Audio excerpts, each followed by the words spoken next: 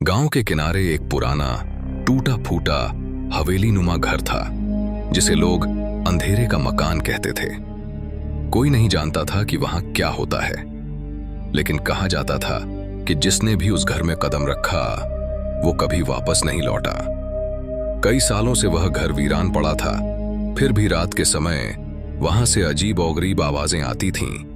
कभी दरवाजे की चरमराहट, कभी किसी के रोने की। लोग डर के मारे उस रास्ते से गुजरने की भी हिम्मत नहीं करते थे।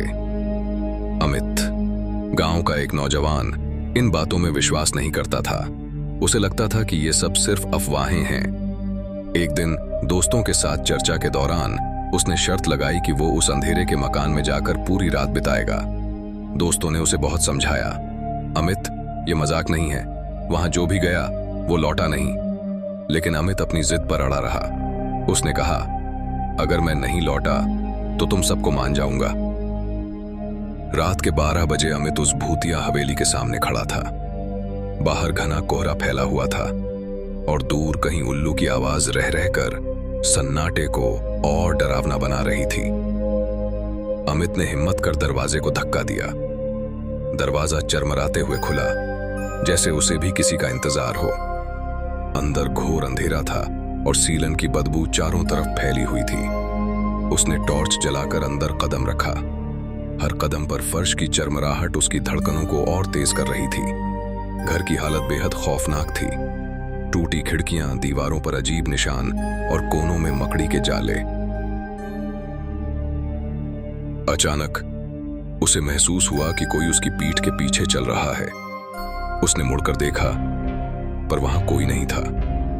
दिल को शांत करने की कोशिश करते हुए वह आगे बढ़ा। तभी ऊपर की मंजिल से किसी के भारी कदमों की आवाज आई। अमित के रोंगटे खड़े हो गए। उसने सोचा, ये मेरा भ्रम है, यहां कोई नहीं हो सकता। मगर आवाजें रुकने का नाम नहीं ले रही थीं। उसने खुद को बहादुर दिखाने की कोशिश की और सीढ़ियों की ओर बढ़ा। हर कदम उसे ऐसा लग रहा था मानो कोई उसे देख रहा हो। जब वह ऊपर पहुंचा तो देखा एक दरवाजा आधा खुला हुआ था। उसकी टॉर्च की रोशनी हल्की हो चुकी थी, लेकिन उसने हिम्मत जुटाकर दरवाजे को धक्का दिया। दरवाजा धीरे धीरे चरमराते हुए खुला और एक ठंडी हवा का झोंका अंदर आया। अचानक उसे अपने पीछे किसी के होने का एहसास हुआ। उसने तेजी से मुड़कर देखा, पर वहां कुछ नहीं था। तभी दरवाजा अपने आप जोर से बंद हो गया और कमरे में घना अंधेरा छा गया। अमित का दिल बेतहाशा धड़क रहा था। तभी उसने किसी के बारीक सांसों की आवाज सुनी। उसकी रीढ़ में सिहरन दौड़ गई। वह भागने के लिए दरवाजे की ओर लपका, लेकिन दरवाजा जाम हो चुका था। अचानक किसी ने उसके कान के पास धीरे से फुसफुसाया, तुम अब यहां से कभी नहीं जा सकते।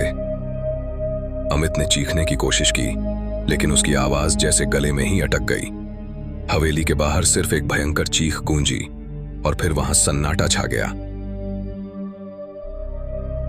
अगले दिन गांव में अमित का कोई नामो निशान नहीं था।